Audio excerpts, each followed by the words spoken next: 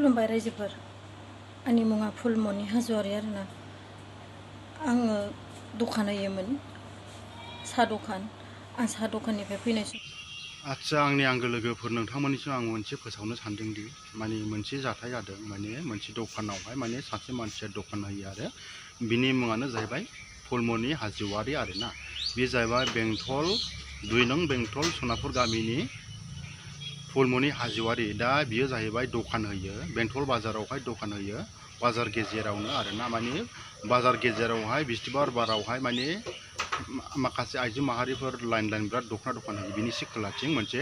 गेलामाल दखान दङ ओमफ्राय बिहा मोनसे जाहैबाय साहा दखानबो दङनो ओमफ्राय बिहा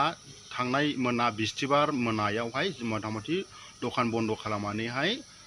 7टा 8टासो बायदियावहाय दखान बन्द खालामना थांनाय टाइमावहाय बियो न' फारसे थांनो थाखाय आगान सुरदोंमोन अब्ला बे समावनो बिनि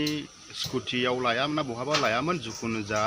बेंकआवहाय सना रुफाफोर दंमोन गारि लेखाफोर दंमोन आरोना दा बेनि गारि लेखाफ्रा गोमानानै दङ माने सोरबाफोर मोनदोंब्ला नोंथांमोना अननानैहाय नैबे नोंथांमोना अननानैहाय नैबे गारि लेखाफोरखौ मोनदोंब्ला बा सना रुफाफोर दङ नैबेखौहाय होफैफिननो हागोन ओमफ्राय बियो मबाइल नाम्बार गावनो होखादों ओमफ्रायहाय गावनो आङो माने बियो आङो फोरमायहरदों आङो फनजोंहाय कन्टेक्ट खालामनानै आदा आंनि बेबायदि जाथाय जादों आंना माने दखान बेंटल बाजारावहाय आं दखान होयो बिदि जादों थांनाय टाइमावहाय बिदि जादों होननानै बे आंनो खोन्थाहरदों ओमफ्रायहाय गावबो भिडिअ खालामनानै होखादों भिडिअ खालामनानै आंनो हरदों आरोना बे भिडिअखौ नायनानै नोंथांमोना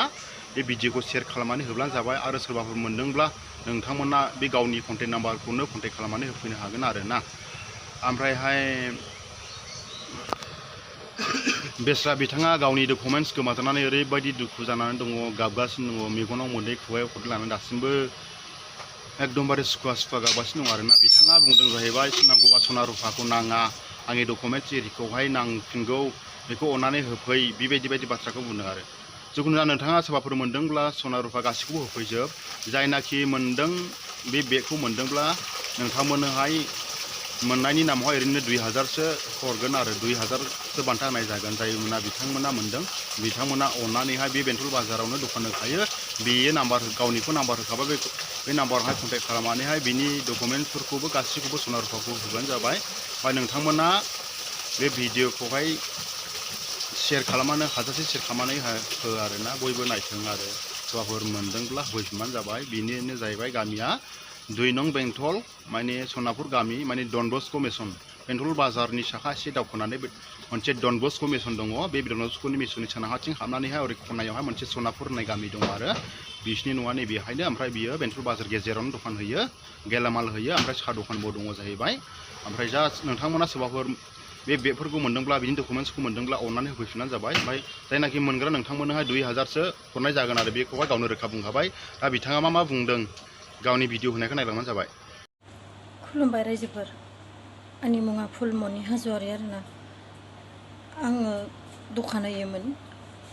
साहा दखान आं साहा दखाननिफ्राय फैनाय समाव आंनि फैसा बेगा लामायाव गबोदों जानो हागौ सोरबाफोर मोनदोंबा आंनो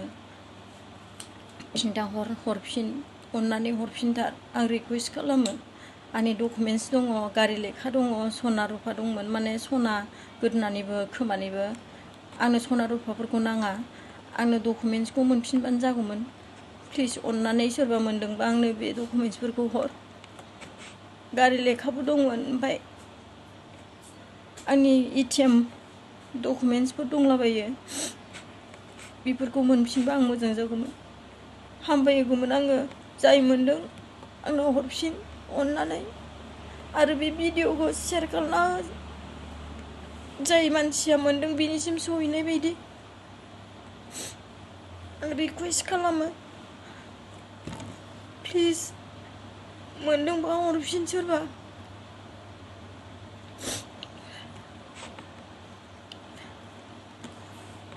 आं नाम्बार होगोन आंनि कन्टेक्ट नाम्बार बे नाम्बाराव बुंहरनो हागोन जाय मोनदों प्लिज अननानै आंनो बे डकुमेन्ट्सफोरखौल' नांगौ सनाफोरखौ नाङा आंनि नाम्बारानो जादों 882245 8500 प्लिज अननानै खिन्थाहर जाय मोनदों फैसा दंमोन एसे फैसाखौ नाङा सनाखौबो नाङा आंनो नांगौबा आंनो खालि डकुमेन्टसफोरखौल' हर शेयार खालामनानै हो जाय बेसे फैसा मैखौ मोनदों बिनिफ्राय बिसिम सहैनाय बायदि लोगोफोर प्लिज आं बेंटल बाजारावनो दखान दङ जोंहा दखान आरो साहा दखानबो होयोमोन आङो साहा दखाननिफ्राय फैनाय समावनो बियो माने फैसा बेगा मोनायाव लानायनिफ्राय गबोदों अबाव गखो आं मिन्थिला प्लिज सोरबाफोर मोनदोंबा आंनो हरफिन लेखाखौ खुलुमबाय सिङावहाय बेग सोदोंमोन बे बेगजोंनो जाबजों गदों जाहैबाय आरोना दा बिथाङा ओरैबायदि दुखु खस्थ' फोरमायखाबाय ओरैबायदि गाबबाय दुखुनांथावनो दा ओरैबायदि बिखा खांब्लि गाबबाय बिथाङा बेस्राफोर सोरबाफोर मोनदोंब्ला अननानै फैफिनदो गावनि दखानावनो होफैबानो जाबाय ओमफ्राय गावनो कन्टेक्ट नाम्बारखौ होखाबाय रावनावबो माबा नांला जिखुनु डाइरेक्ट बेंटल बाजारावनो बे दखान होखायो नालाय बेयावनो फैनानै कन्टेक्ट खालामनानै लोगो हमलायनानै होलानो जाबाय आरोना ओमफ्राय गावनो बुंखादों माने सोरबाफोर मोनोब्ला 2000खौ हरगोन होननानैहाय ओमफ्राय दा